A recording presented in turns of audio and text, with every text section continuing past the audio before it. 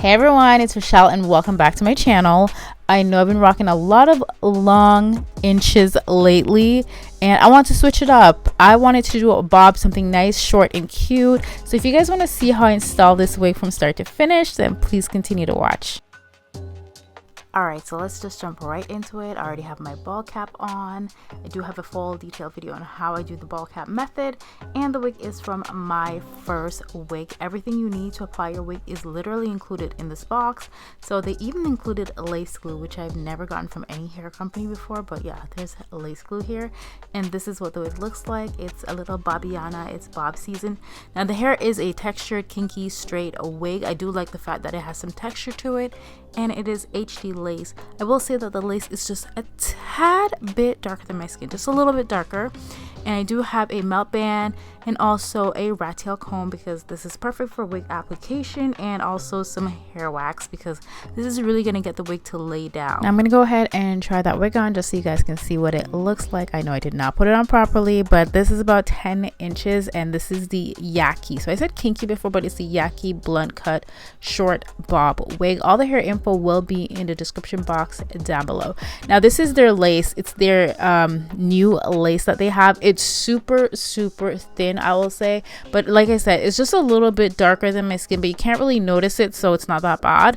Now as for the hair, I'm gonna go ahead and do just a little bit of tweezing on the hairline, just a little bit. It's not really necessary, but you know, I'm a bit of a perfectionist, so I did about 5 minutes of tweezing, and then I'm gonna go in with that hair wax because I want this wig to be laid down flat as possible. So now I'm going to go in with that hot comb and just flatten it down. As for styling, this is super easy. I'm just going to go in with my flat iron and I'm just going to speed that part up because you guys all know how to straighten hair. So I'm just going to pop that wig back on my head, and I'm loving how the hairline is looking. By the way, you guys, this hair is pre-bleached, so I did not have to bleach the knots. The knots came just like this, stiff wear.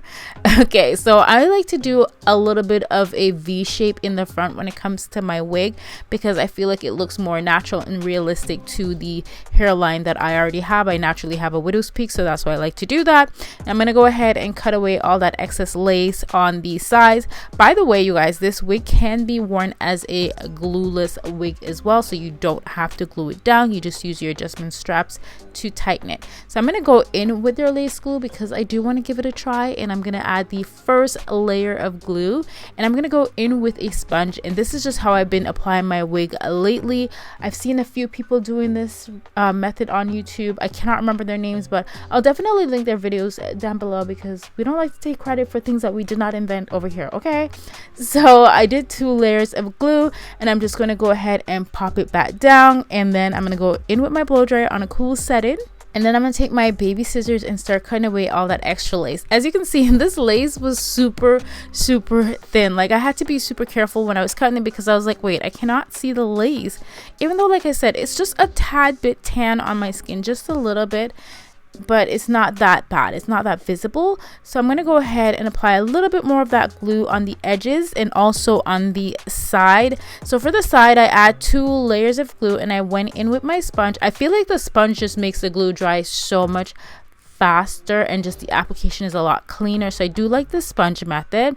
Once the glue has dried clear, we go in with our blow dryer and cut away all that extra lace because we don't need that anymore.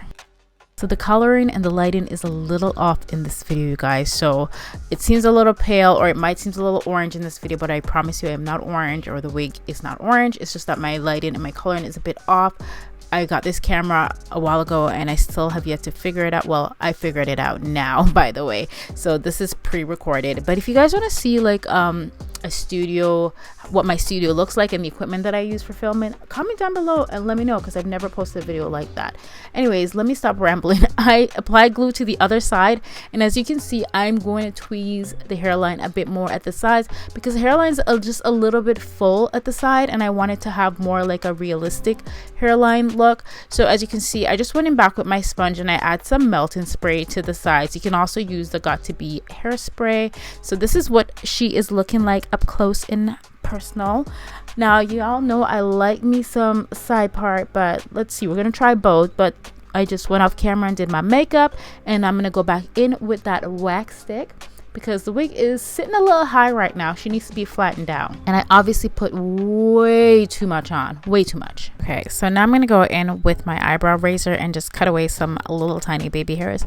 You guys know I'm not really big on baby hairs, but I feel like it was needed just a bit because, like I mentioned, the wig, the lace is just a little bit dark. So this lace, it's like a very, very light brown. Personally, I like to tint my lace myself, so I do like them more transparent, and I just tint it myself just so the color is on point and it matches my skin perfectly. But once I have my makeup on, it's not that visible. I do like how it looks, and I'm gonna go in with my flat iron once again.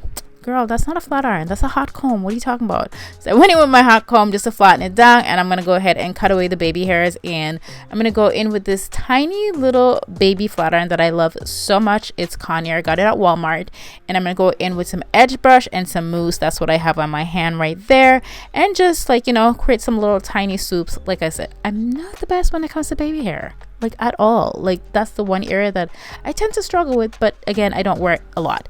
Now this is how it looks in the middle, and I'm gonna go ahead and put the melting band on. I love when wig companies actually create melting bands for their wigs, so I'm loving that.